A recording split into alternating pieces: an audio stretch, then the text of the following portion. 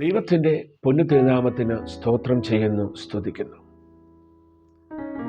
യോഹന്നാന്റെ സുവിശേഷം 8-ാം അധ്യായം 12-ാമത്തെ വാക്യത്തിൽ ഇങ്ങനെ പറയുന്നു, യേശു പറഞ്ഞു, ഞാൻ ലോകത്തിൻ്റെ വെളിച്ചമാകുന്നു. എന്നെ അനുഗമിക്കുന്നവർ ഇരുളിൽ നടക്കാതെ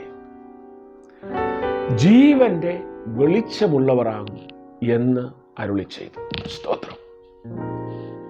യേശു പറഞ്ഞാൽ ലോകത്തിൻ്റെ വെളിച്ചമാകുന്നു. സ്തോത്രം.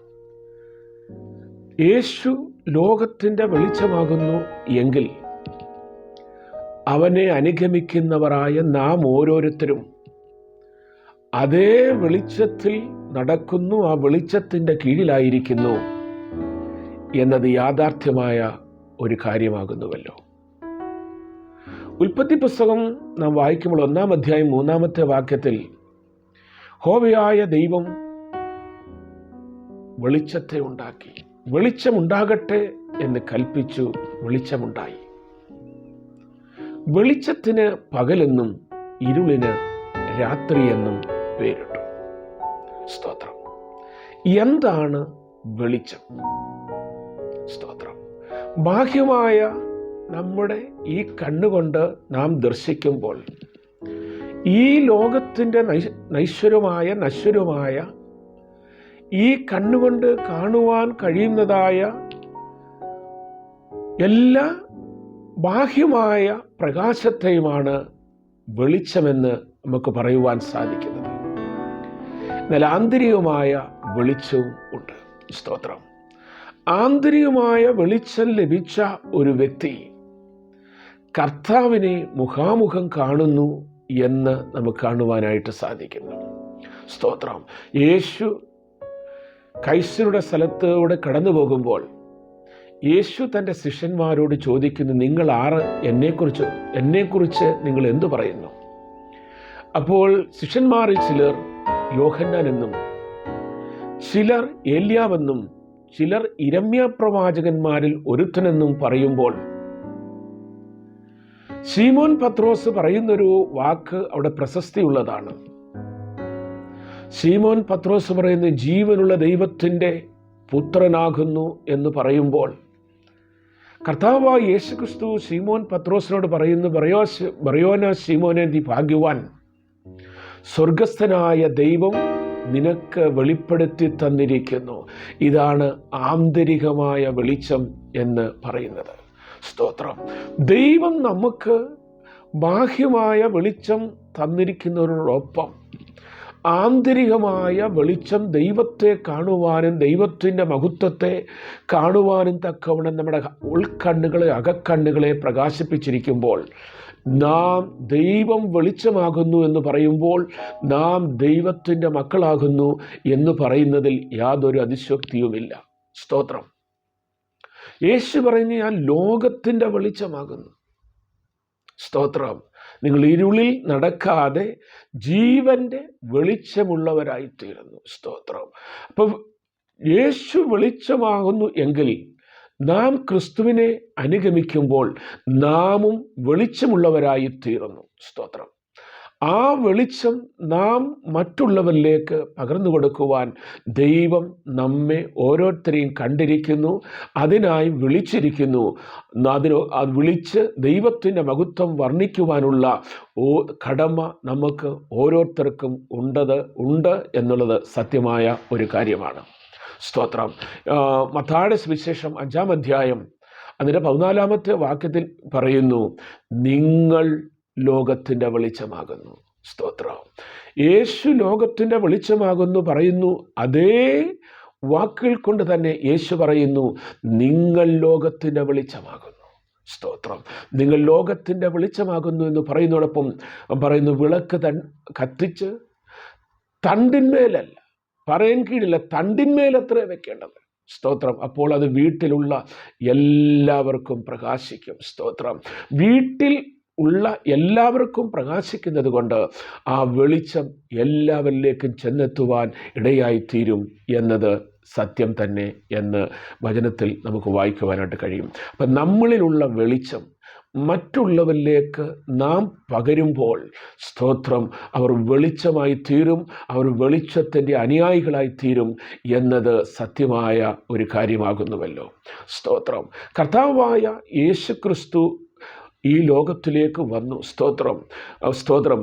നമുക്കറിയാം, മത്തായിയുടെ സുവിശേഷം വായിക്കുമ്പോൾ ഇരുട്ടിലിരുന്ന ജനം വലിയൊരു വെളിച്ചം കണ്ടു എന്ന് വായിക്കും. കർത്താവായ യേശു ക്രിസ്തുവിൻ്റെ ജനനത്തോടനുബന്ധിച്ച് യേശു ജനിച്ചപ്പോൾ പറഞ്ഞ ഒരു വചനമാകുന്നു, ഇരുട്ടിലിരുന്ന ജനം വലിയൊരു വെളിച്ചം കണ്ടു. സ്തോത്രം. ഒരു കാലത്ത് നാമും ഇരുട്ടിൻ്റെ അടിമത്വത്തിന് കീഴിലായിരുന്നു, ഇരുട്ടിൽ കുടുങ്ങിയവരായിരുന്നു. സ്തോത്രം. ആ ചേറ്റുകുഴിയിൽ കിടന്നവരായിരുന്നു.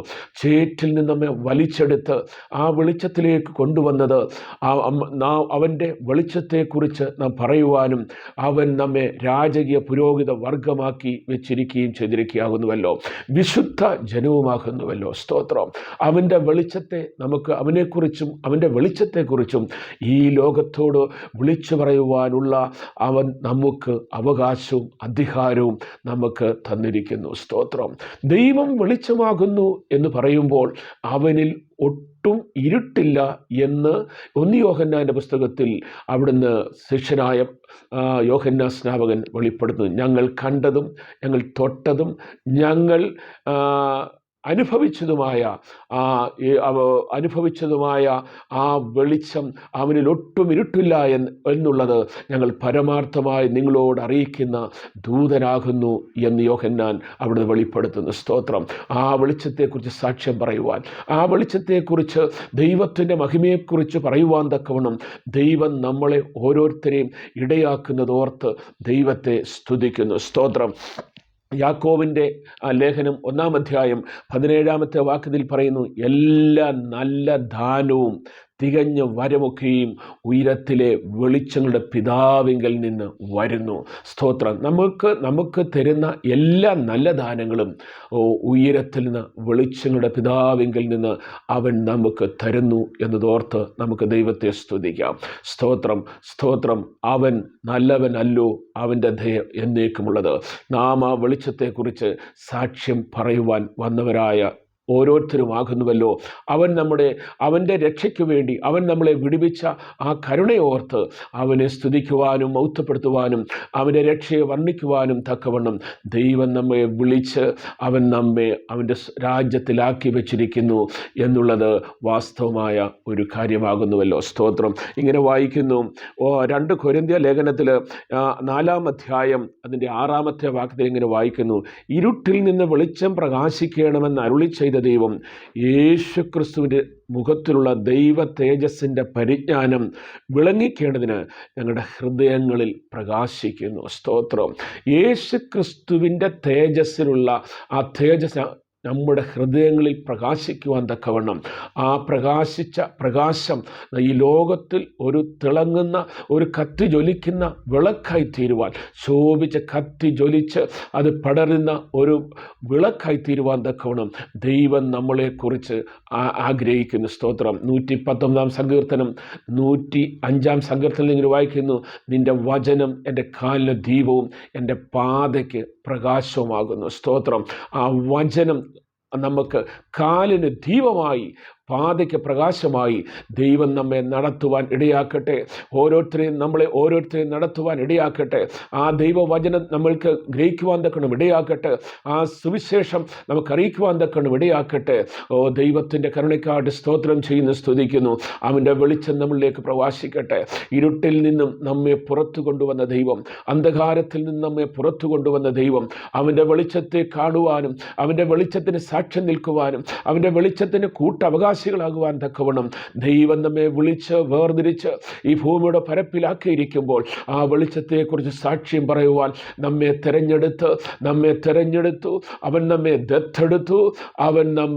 അവന് യോഗ്യരാക്കി തീർത്തു. സ്തോത്രം. മുൻ നിയമിച്ചും ഇരിക്കുന്നു. സ്തോത്രം. അവൻ നമ്മെ മുൻ നിയമിച്ചും ഇരിക്കുന്നു. അവൻ നമ്മെ തിരഞ്ഞെടുത്തത് കൊണ്ട് അവൻ്റെ വിളിക്കൊത്തവണ്ണം നാം ഓടേണ്ടത് വളരെ അത്യാവശ്യമാകുന്നുവല്ലോ. ഈ കാലഘട്ടത്തിൽ അന്ധകാരം ഭൂമിയെ മൂടുകുമ്പോൾ, പൈശാചിക ശക്തികളാൽ ഈ ലോകം അവിടുന്ന് ഭ്രമിക്കുമ്പോൾ, ഈ പൈശാചിക ശക്തിയുടെ ഈ ലോകം പിടിയിലായിരിക്കുമ്പോൾ, വെളിച്ചം ഒരു ലോകത്തിൽ ഇരുട്ടിനിടയിൽ ഒരു വെളിച്ചമായി മെഴുകുതിരിയായി നമുക്ക് പ്രകാശിപ്പാൻ തക്കവണ്ണം ഇടയാകട്ടെ. അതിന് നമ്മളെ ഓരോരുത്തരെയും ഇടയാക്കട്ടെ എന്ന് പ്രാർത്ഥിച്ചുകൊണ്ട് ദൈവത്തിൽ നാമത്തിലിരുന്നു. ദൈവം നമ്മെ അനുഗ്രഹിക്കുമാറാകട്ടെ.